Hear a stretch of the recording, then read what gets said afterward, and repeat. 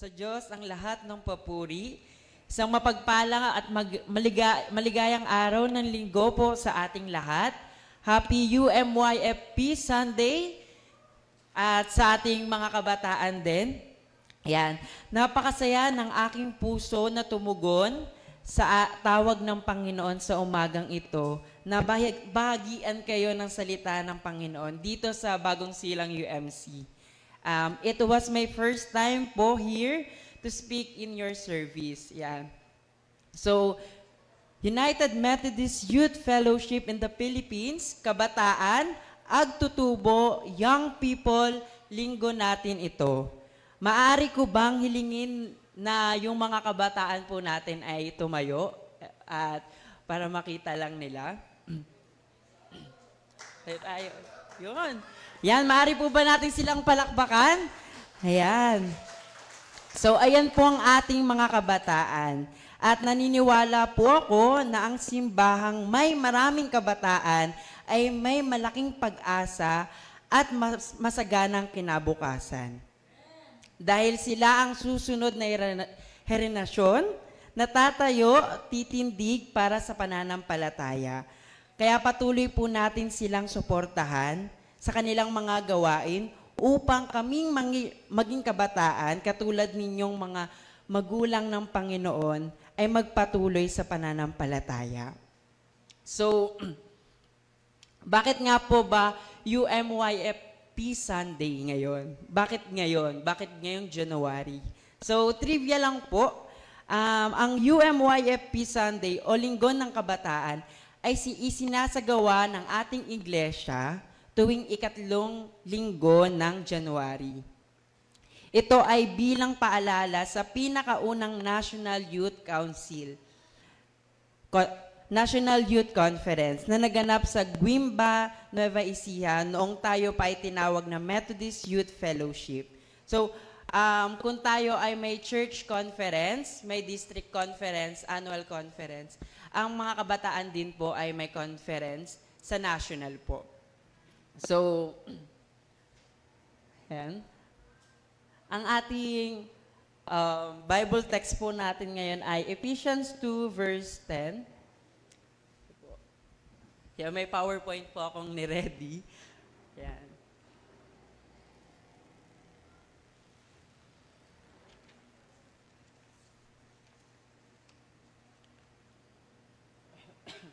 Ang sabi po sa Ephesians 2 verse 10, "For we are God's masterpiece.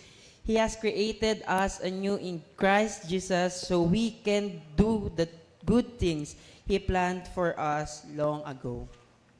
So, a masterpiece. You are handpicked and handcrafted to be beautiful reflection of our Creator. Alam niyo po ba kung anong ibig sabihin ng masterpiece? So, masterpiece, a piece of work by handcraft accepted as qualification for membership of a guild as an acknowledged master. It's somebody prized piece and their most valuable work.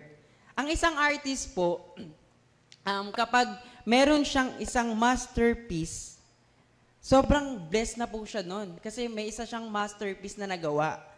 And very few throughout history are fortunate enough to have more than one piece of masterpiece. So, may tatlong artist po ako sa inyong ipapakilala. At alam ko rin po na kilala nyo na siya kasi, kilala nyo na po sila kasi they are famous artists po. Una na po dyan si Beethoven. Yan.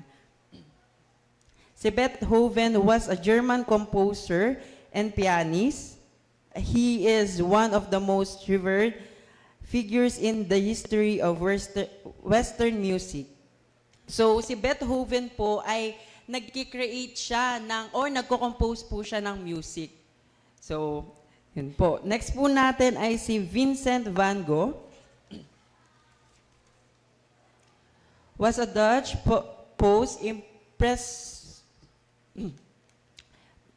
Impressionist painter who is among the most famous and influential figure in the history of Western art.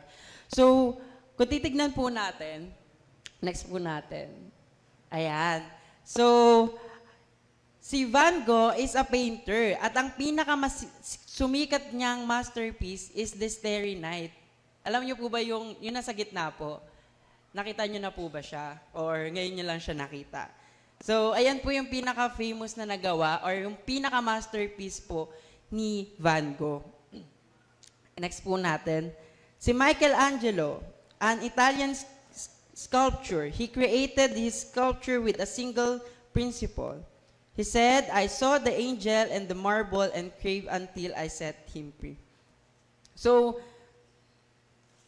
you see, some of the greatest masterpieces by the greatest artists are created out of something that nobody could recognize at first except the vision of their creator. So, habang tinitignan natin yung picture or yung drawing ni Van Gogh, hindi natin na-figure out kung ano ba yung meaning nung picture na yon or yung drawing na yon. Pero, yung creator or si Van Gogh, na alam niya kung ano yung meaning nung picture na yon. And other artists, God is also an artist. Bakit? Kasi you are the masterpiece. Yan. So sabihin nyo nga po sa katabi mo, you are masterpiece. Yan. Ikaw yung pinakamahalagang nagawa niya dito sa mundo. Kasi di ba po, ilang days po ginawa ni Lord yung creation, yung world. Ilang days po? 6 days. Kasi yung pang 7 po ay Sabbath of rest. Yan. Yung first day, day 1 natin, light. Day 2 is atmosphere and firmament. Day 3, dry grounds and plants. Day 4, sun, moon, and star. Day 5, birds and sea creatures.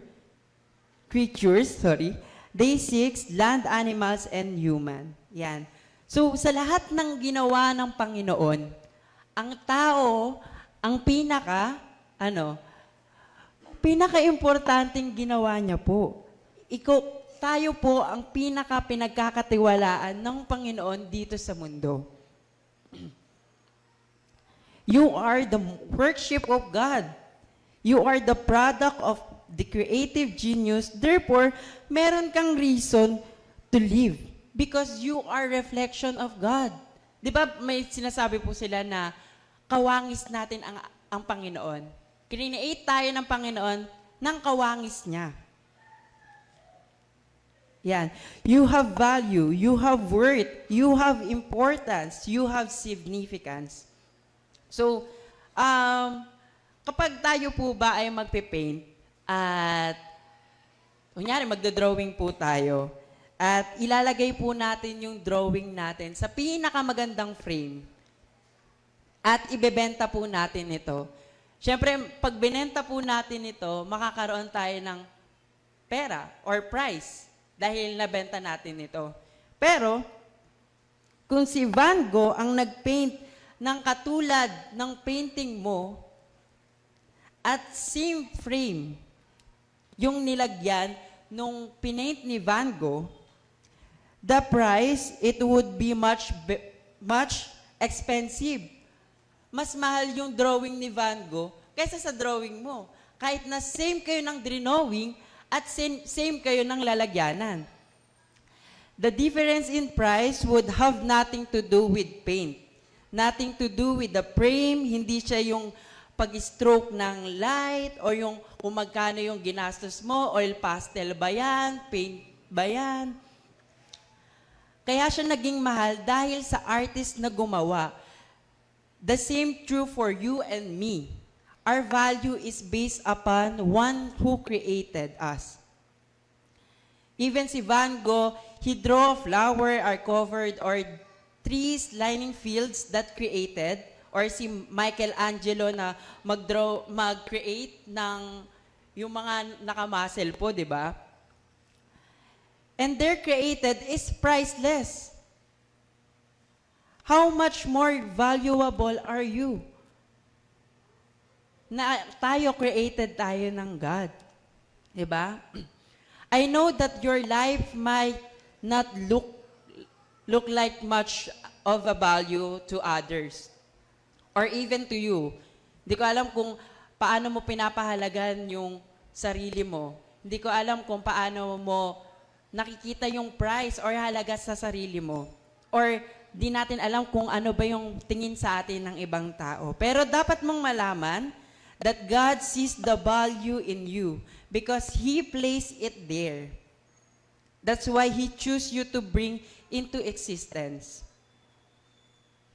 Ngayon, sure tayo na may mga pinapalibutan tayo ng problema or pagsubok. Your greatest feature might be hidden under layer of insecurity, fear, or shame. 'Di ba?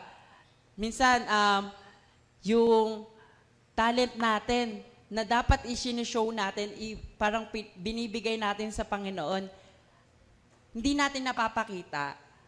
Kasi, nahihiya tayo, natatakot tayo, nahusgahan tayo ng ibang tao. But in ways you can't see even right now, even through this message, God is working to remove those layers. Kailangan mo lang malaman na there's masterpiece in you na hindi mo kailangan i-prove yung mga bagay na dapat mong i-prove. You just have to reveal, and when you reveal it, the right people will recognize it. Amen po ba doon? God chose you are molded, but not to fit a mold that thinks about a masterpiece. So ang masterpiece, they stand out. They're not one that the same. They're each made widely unique to express a unique part of their Creator, katulad mo. Hindi kayong isang bagay na pagkakamali. Hindi ka yung ginawa na may defect, na may mali, may sira. You are not a copy. You are original. You are not lithograph. You are not limited edition na nabebenta sa Divisoria. Nag-iisa ka, kapatid. Tapikin mo nga yung katabi niyo po. Sabi mo, nag-iisa ka, kapatid. Wala kang katulad.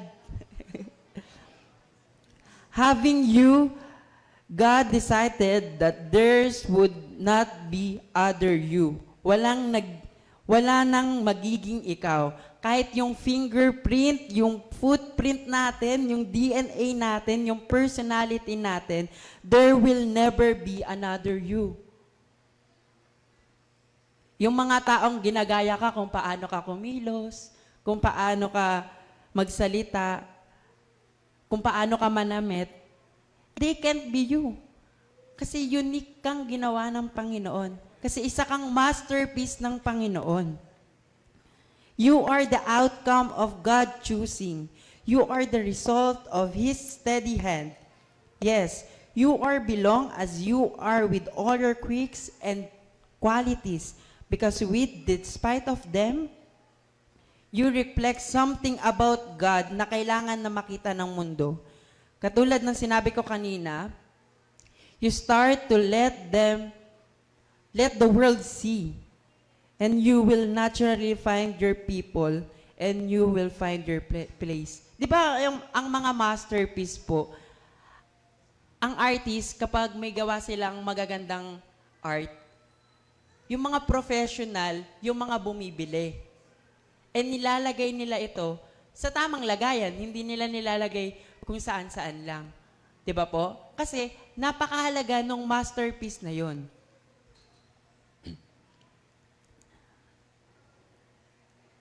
Ayan. Kapag nalaman mo yung value mo ng pag-create sa iyo ng Lord, ay mas magiging magandang ehemplo ka.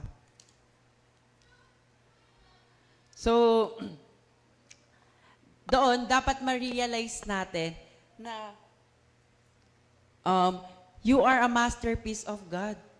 Diba? So, nung nakaraan po, habang nagninilay ako, habang kinikreate ko tong sermon na to, I asked my sister to draw a mermaid. Tapos, kumuha siya ng, crayon, ng lapis, ng papel, ayan. Tapos nag-drawing siya ng kung paano niya ma-express yung magandang mermaid para sa kanya.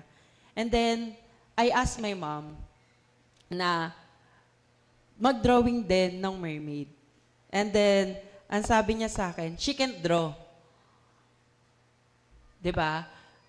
You know guys, habang ginagawa ko to, na-realize ko na meron silang difference.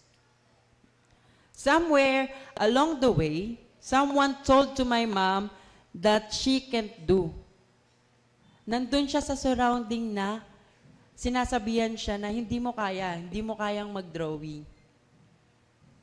Pero, yung kapatid ko, dahil napapalibutan namin siya, at sinasabi namin na maganda yung drawing niya, magaling siya, na-express niya kung ano dapat yung i-drawing niya, kung ano dapat yung gagawin niya. Ganon din po dapat tayo. I-surround natin yung sarili natin sa mga taong nag-i-encourage sa atin. Para makita natin yung tunay na value na meron tayo. And kapag tinanong ko naman po yung sister ko kung ano ba yung gusto niya paglaki, siguro ang sasabihin niya po, teacher or engineer. Kasi dalawa po kaming engineer sa bahay. Yung kuya ko po ay civil at ako naman po ay industrial. Imagine, di ba po, kahit na ganun yung bata, na-appreciate niya agad yung value na meron siya. Di ba? And dapat tayo din. Na-appreciate natin yung value natin. Hindi dapat tayo nakikinig sa kung ano man yung sasabihin ng ibang tao sa atin. Ako po may times, I struggle to dreams. I struggle to believe that God wants to use me. Like, napapatanong po ako. Na God, you know me, right? You know my past. You know where I came from.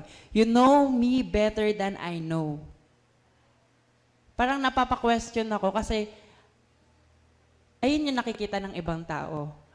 Doon ako nag-focus sa sasabihin ng ibang tao. Kung sino ako. Pero that's the beauty of gospel.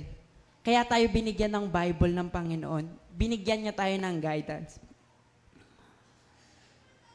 Jesus redeemed what was broken. At mas lalo akong na-encourage because all throughout the scripture, sige next po natin, God used really old people and young people and also messed up people like me to do amazing things sa kingdom niya. Di ba po sa Bible may mga mababasa tayo na Bible characters po. God has ability to intercept a person's life and change their course. May power siya na baguhin ang isang tao kung ano man ang kalagayan niya ngayon and change their future. Di ba po? Like David, nakita natin kung gaano siya ka-hate ni Saul ang ano natin. He hunted by Saul. Di ba? Tinangka pa siyang patayin ni Saul, si David. But God says, would not permit Saul to hurt. Diba? Hindi hinayaan ng Panginoon na saktan ni Saul si David. O patayin si David. Bagkos, pinarealize ni God kay Saul na mabuting tao si David. Kasi ang point of view po dyan ay natatakot si Saul na palitan siya ni David. And then, nung na-realize ni Saul na sobrang bait talaga ni David at namumuhay sa kanya ang Panginoon, binigay niya ang trono ng Israel. And we look at the life of Joseph. Diba? Minaltrato siya ng kanyang kapatid, misunderstood and ignored by fellow prisoner, but God had a different plan for his life. We look at the world, how at the time before the flood, yung, di ba, puro kasalanan na noon, nagsisiawayan na sila, lahat na ng masasamang gawain, ginagawa na nila. So, nagpadala ng flood o ng baha ang Panginoon. But God remembered Noah. Diba? We look to the nation of Israel through the lens of Nehemiah, how the prophet noted na ang Israel will fail. And because of their failure, God allowed them to go in Babylon. But God is merciful and forgive. We look at Jonah. Nakita po natin si Jonah kung paano niya takasan yung will ng Panginoon para sa kanya, yung utos ng Panginoon sa kanya. 'Di ba kinain pa po siya ng whale? 'Di ba po? Jonah ran from God's calling, but got his attention, gave him a second chance, and sent him to Nineveh. We look in the Psalm 49. Ang Psalm 49, it says about death. And death is universal, common to all mankind. Pero God counteract death with the promise of resurrection.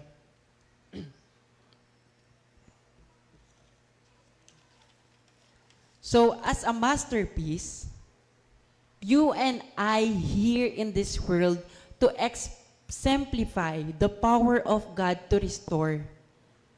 A reason for living resides not in perfection, it's in my resurrection or restoration. It's not about kung sino ka, sino ako. It's about me showing God. It's about you showing God. And while your physical birth and creation are designed to reflect the wonder of God's creative intention, your spiritual birth and creation designed to reflect the favor and kindness of God. When people experience you, kapag nararanasan ka na ng tao, you should be impressed by the favor and kindness of God. Dapat nakikita yun sa atin kasi, masterpiece tayo ng Panginoon. And that's how the masterpiece. You live like a masterpiece. Which means that you be treated like a masterpiece. Yung masterpiece na hindi lang nilalagay kung saan-saan. Hindi yung isasabit lang dyan sa may pintuan. Hindi yung nasa basurahan lang. Hindi yung sinusunog sa pangpabaga lang. Kundi ang masterpiece na nare-recognize ang Panginoon sa buhay niya. Sabi sa Bible verse natin, sabi ni Paul dyan, na God work that God prepared before Him. There are good things that God has planned long ago. So, you and I are reason to live because we are the fulfillment of God's purposefulness. There is purposefulness. May purpose sa atin ng Panginoon. That God sees and established for every life, that life that God gracious gives and sustain, is because God says, I have a purpose. Kaya tayo nabubuhay dito sa mundo dahil may purpose tayo. Even mga kabataan, UMM, WSCS, Mayaf. Kalimutan ko pa po yung Mayaf. We have a purpose. May purpose na nilaan ng Panginoon dito sa atin. You have purpose kung bakit ka nandito. Right now or mamaya, kapag tapos nitong service, you are fulfillment of the purposefulness of God already.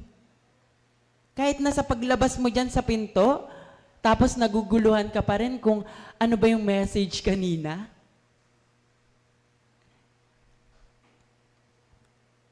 Di ba? Hindi mo na alam kung ano yung gagawin mong step.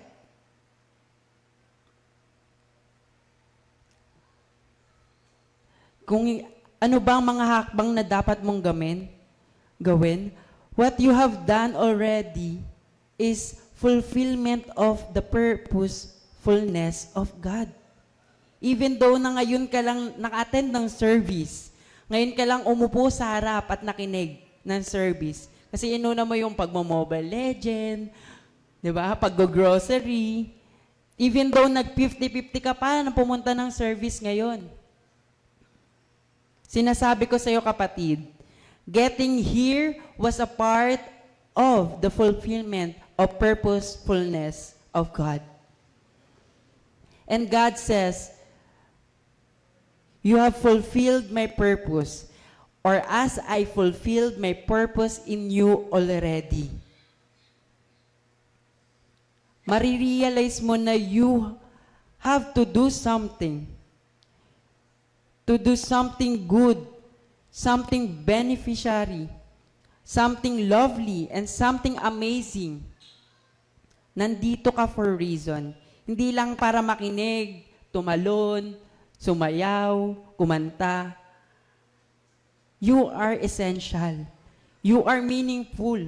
You are important and remarkable. You are the display of God's grace and glory at the same time.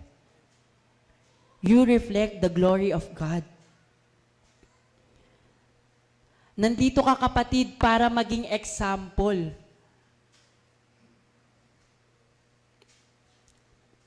Maging example kung gaano kabuti ang pagmamahal, pagbibigay, pag-aalaga ng ating Panginoon na natatamasa natin ngayon. You demonstrate God power to restore. Even na nahihirapan ka ngayon financially, emotionally, physically, nabubuli ka, or binabato ka man ng problema, God says it doesn't change who have made you to be. You are my masterpiece. And even sa mga problemang ito, God will give you exactly what you need to do what God established beforehand. May purpose ka, kapatid. Kaya ka nasa loob ng simbahan at nararanasan mo yung pagmamahal at mercy, grace ng Panginoon is to share sa labas. At yun ang tinatawag nating pagtugon. Pero we, United Methodists, believe that God deeds or act must be fruit of faith. Which is very true. Pero ang tanong, how should respond to this call? Paano tayo magre-respond sa call na ito, sa tawag sa atin ng Panginoon? The simple answer is, respond like how youth. Next po natin.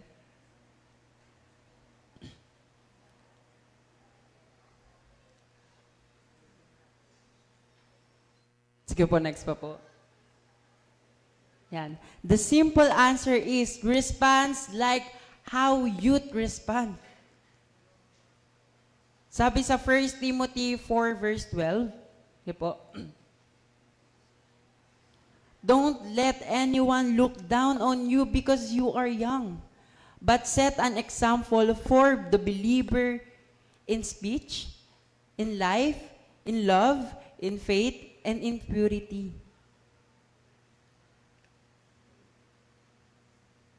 Itong praise na to, itong verse na to ay hindi lang para sa kabataan,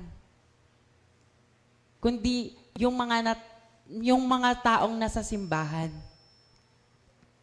'Di ba? Huwag nating hayaan na tignan tayo ng ibang tao.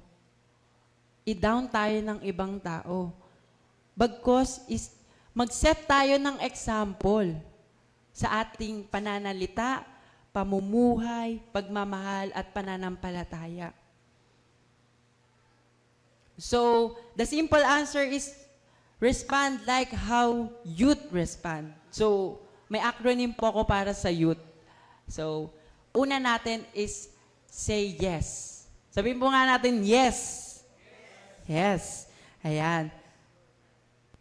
Pag sinabi natin yes kay Lord, all your soul, your mind, your strength must be focused on Lord. Saying yes sa ating Panginoon is the most important choice na gagawin mo, kapatid. Kasi naghihintay si Lord sa permission mo to unfold His incredible plan for your life. Amen? A plan to heal you sa pain na nararanasan mo, freedom from sin and guilt, and the reality of never-ending life. Pero, may kakakibat na pero yan. Kapag nag-yes ka, you need to sacrifice. There will be things you have to left behind. You will have to live like a higher level. Di mo napapansinin yung mga bagay na kinakahiya mo. Na parang, di ba, lagi kang nasa church. Sasabihin sa'yo, uy, magpapastor yan, uy, magpapastor, magdidigonis yan, Banal yan eh, di ba? Minsan pagtatawanan ka pa. Kapag nag-yes ka sa Panginoon, kailangan mong, iwasan na yun. At kung natatakot ka man na mag-yes kay Lord, kasi akala mo walang tutulong sa'yo, God says, He, the Lord, will go with us. He will never leave us nor forsake us. Diba? Saying yes to God means you believe He is real. You trust what He said is true. His plan is the only way to have real life both here on earth and forever. You choose to live in your life continuing to say yes to Him. So, yan po ang una natin. Why? Yes. Next po natin ay O. Obey. So, kapag nag-yes na tayo kay Lord, yes, Lord, gagawin ko na to. You need to obey. One of the many ways to worship and glorify God is through obedience. Living in obedience to God in all things is a great way to show your love and respect to Him. Obedience is also sweeting way to draw near to Him and grow in your relationship with Him. For many reasons, ang obey o pagsunod natin sa Panginoon ang pinaka-importanting part ng relationship natin kay Christ. Yung pagsunod. Sabi nga sa 1 John 2 verse 5-6, but if anyone obey His word, God's love is truly made complete in Him. This is how we know we are in Him. Whoever claims to live in Him must walk as Jesus did. To respond to His calling, sa pagtugon natin sa calling na yon, ay may kaakibat na pagsunod. Ang pagsunod sa kautusan ng Diyos ay isang paraan na ipapakita natin ang ating pasasalamat para sa kanyang napakagandang pagpapala. Ngayong nandito ka, isa na tong pagpapala. Amen? Sabihin mo nga sa katabi mo, isa kang pinagpala sa lahat. Ayan. Ang tagapagligtas, ang ating perpektong halimbawa sa pagsunod. Tumitindi ang ating pagnanais na maging masunurin kapag naiibayo ang ating pagmamahal sa Diyos. Dahil sa pagsunod sa mga kautusan, na ibibigay ng Diyos ang tulong na kailangan natin kapag sinisikap nating magawa ang mga hihirap na gawain. Amen? Amen. So kapag nag-yes na po tayo, anong next po natin? Obey or obedience. Number 3, unselfish. Unselfish, willing to put the needs or wishes of others before one's own. You need to spread the love of God kung ano man yung nararanasan mo. Dahil nag-obey ka na sa Panginoon, binigyan ka na niya ng pagpapala, ng mercy, ng grace. Hindi mo dapat ito ipagdamot. Kundi ibahagi mo ito sa kapwa mo, sa kapwa na hindi pa nakakakilala sa Panginoon. You need to be selfless, like Jesus. Diba? Pinako siya sa krus, pinasan niya yung krus. Para saan? Para sa kasalanan natin. Naging selfless si Jesus. And ganun din dapat tayo. Maging selfless tayo. Hindi man tayo ipako sa krus o magbuhat tayo ng krus. The love of God. Kung paano natin siya na-experience. You need to spread it. Sabi sa 1 Corinthians 10 verse 24, no one should seek their own good, but the good of others. So, kapag nag-yes na tayo kay Lord, nag-obey na tayo, need nating maging unselfish. And kapag nag-unselfish na tayo, transform. Hindi ito yung transformer po na magkakaroon ka ng bakal sa katawan Hindi ito magiging si Bumblebee ka. Kundi transform ay ang pagbabago na nangyayari sa buhay natin. Ito ang pagbabago natin sa mga bagay na dati nating ginagawa na ngayon ay hindi na, mga mali na ating itinama dahil binago tayo ng Panginoon. Ito ang isang paraan para makadugon tayo sa tawag ng Panginoon kasi kung babalik ka pa sa iyong nakaraan o dating ikaw, hindi ka na makakatugon sa tawag ng Panginoon. Pero once you transform, magiging katulad ka ng isang puno na hitik sa bunga at pagpapala. Sabi nga sa Romans 12 verse 2, do not conform to the pattern of this world, but be transformed by the renewing of your mind. Then you will be able to test and approve what God's will is good, pleasing, and perfect will.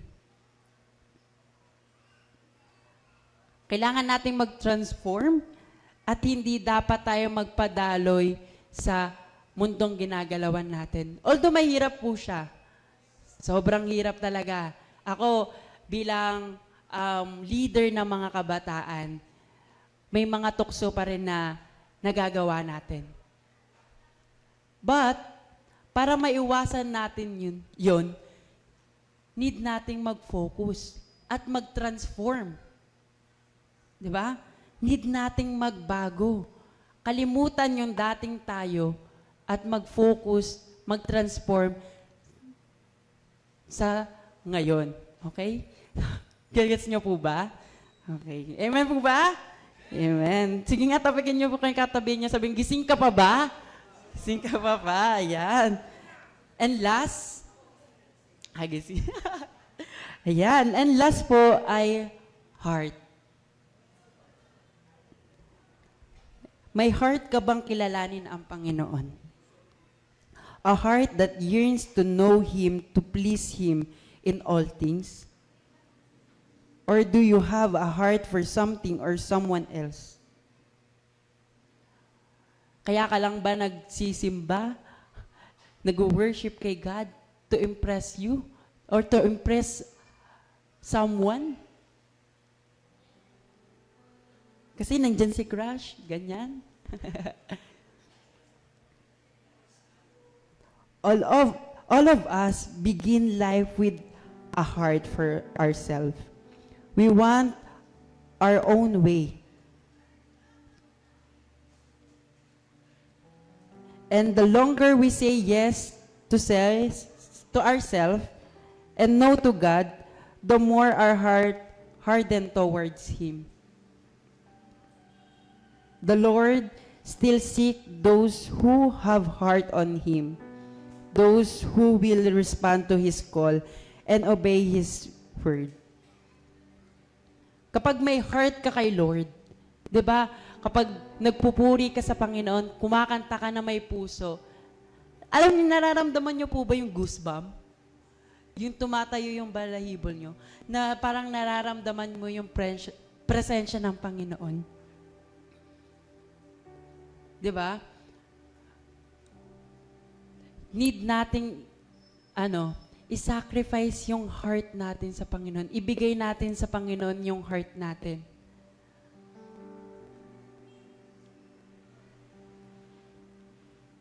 Sabi sa Ephesians 6 verse 7, serve wholeheartedly as if you were serving the Lord, not people.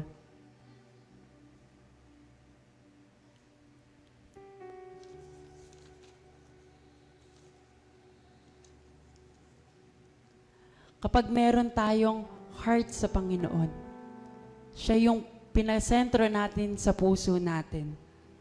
Magkakaroon tayo ng understandable heart, willingness heart.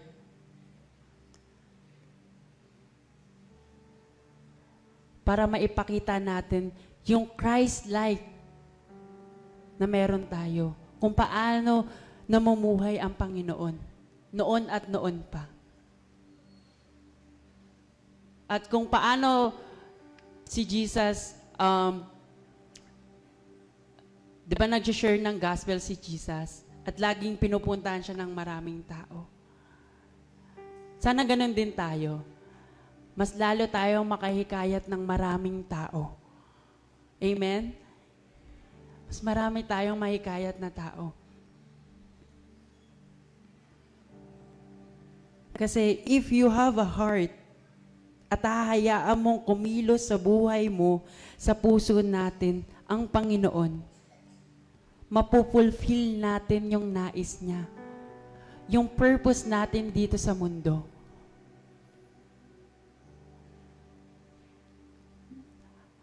Malalaman natin yung pinaka-value ng masterpiece ng Panginoon.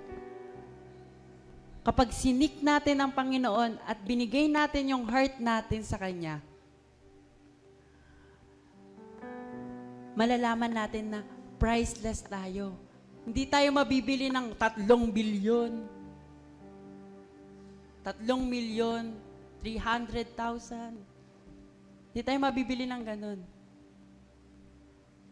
Kasi malalaman mo yung importance mo, kung gaano ka pinapahalaga ng Panginoon. And this is the answer to respond His calling. Youth. Saying yes, obey, unselfish, transform, and heart. Kapag ginawa natin tong 5 na to, mahirap. Oo. Pero mapupulfill natin yung purpose ng Panginoon para sa atin. Makikita ng ibang tao, paglabas natin dito sa simbahan, yung goodness ng Panginoon.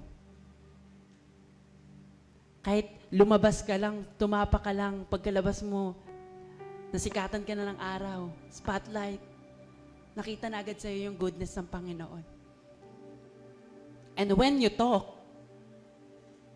kapag kinausap mo yung tao na yun, mararamdaman niya yung pagmamahal, pag-aalaga ng Panginoon. At maiiwan po ako sa inyong word at sana ma-reflect nyo po. Next po natin. What you do for the glory of God if you never knew? If you knew, you could not fail. What would you do for the glory of God if you knew you could not fail? Sa Diyos ang papuri. Maraming salamat po.